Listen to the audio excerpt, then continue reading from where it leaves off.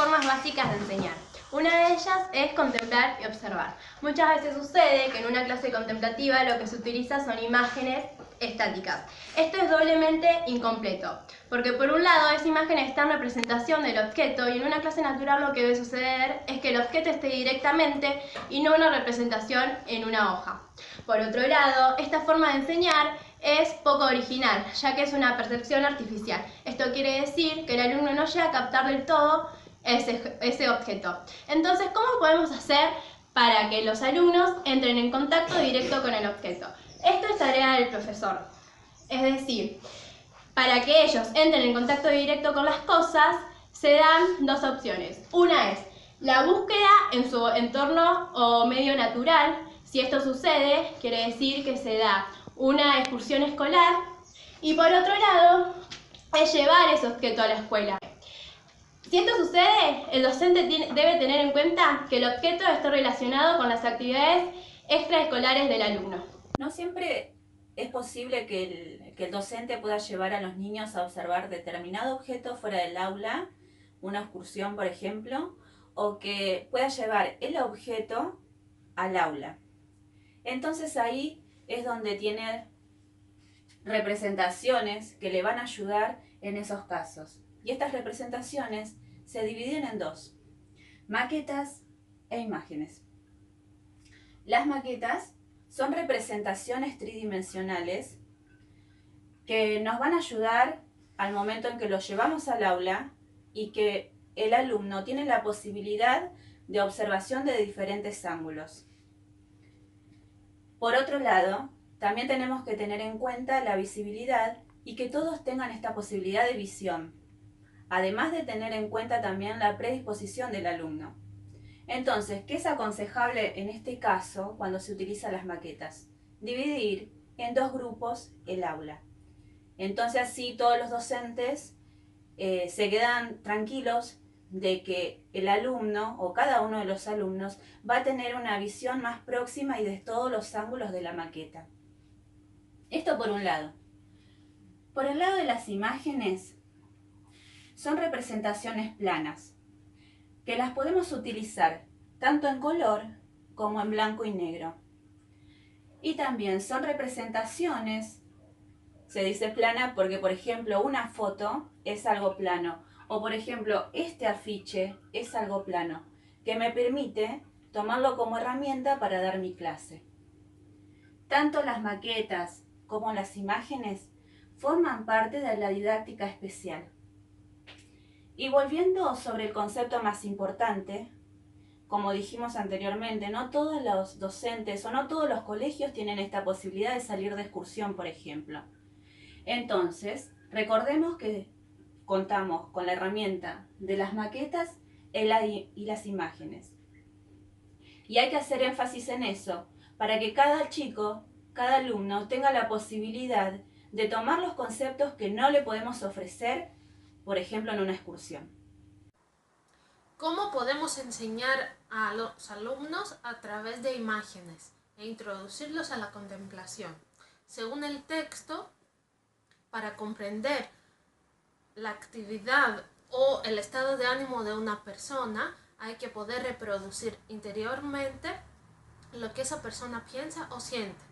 Dentro del aula podemos encontrar diferentes situaciones, como por ejemplo observar imágenes de personas o leer textos sobre tareas y vivencias humanas. En los dos casos, el profesor tiene que introducir al alumno a la imitación interior. ¿Cómo lo va a hacer eso? Depende. Si los acontecimientos son sencillos, lo que el profesor tiene que hacer es animar al alumno a ponerse en el lugar del otro.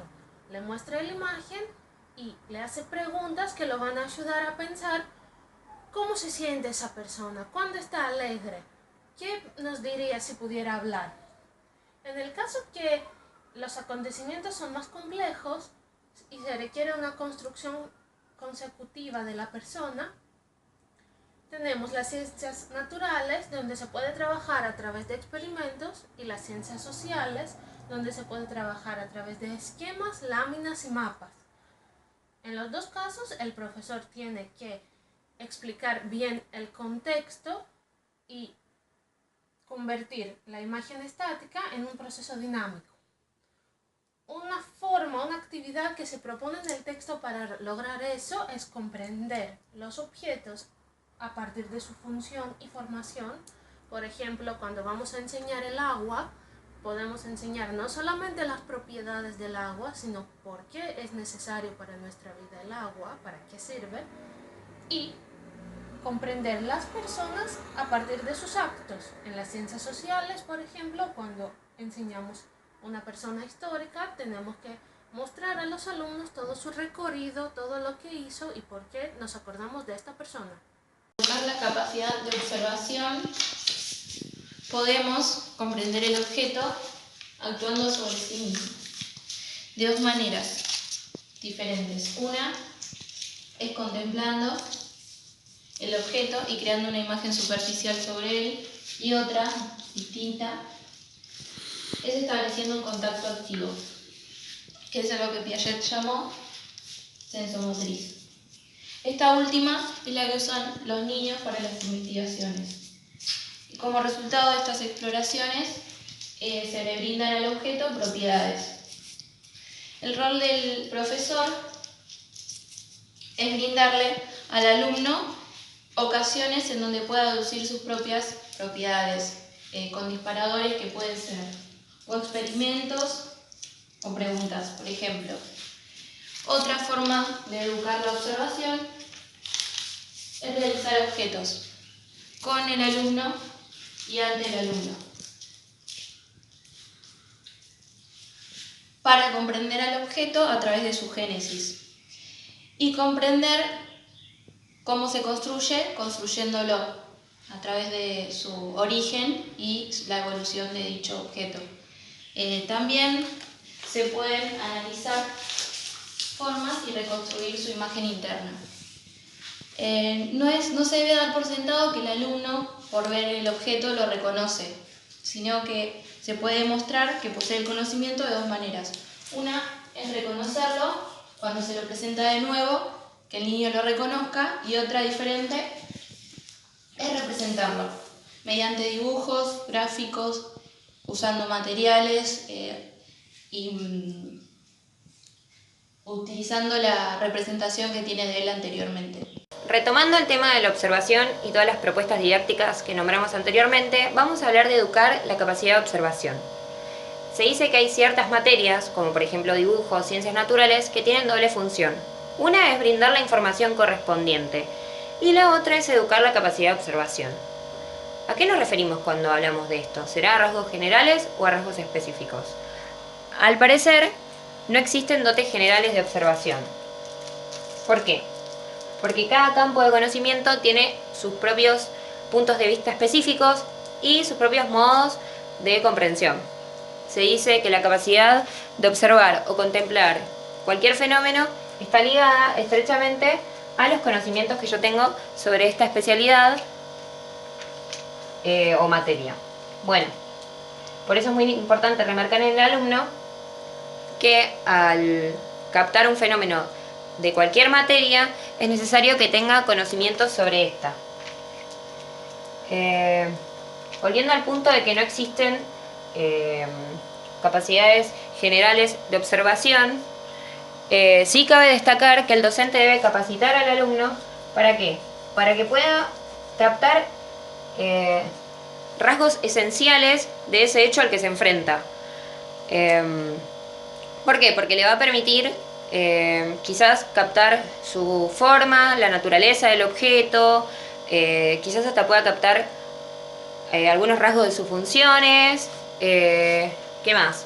Podría saber quizás cómo está constituido, pero sí remarcando que es muy necesario que tenga conocimientos sobre aquel objeto o hecho al que se enfrenta. Bueno, en cuanto a la enseñanza, no debe basarse solamente en el contenido contemplado durante las clases. Además de brindarle información al alumno, también debe brindar métodos o herramientas para que éste pueda captar datos esenciales por sí solo. Al enfrentarse al hecho, debe captar datos esenciales por sí solo. ¿Por qué? Porque esto le va a permitir crear sus propios conocimientos. Y esto, obviamente, nos lleva a un aprendizaje más fructífero y mucho más enriquecedor.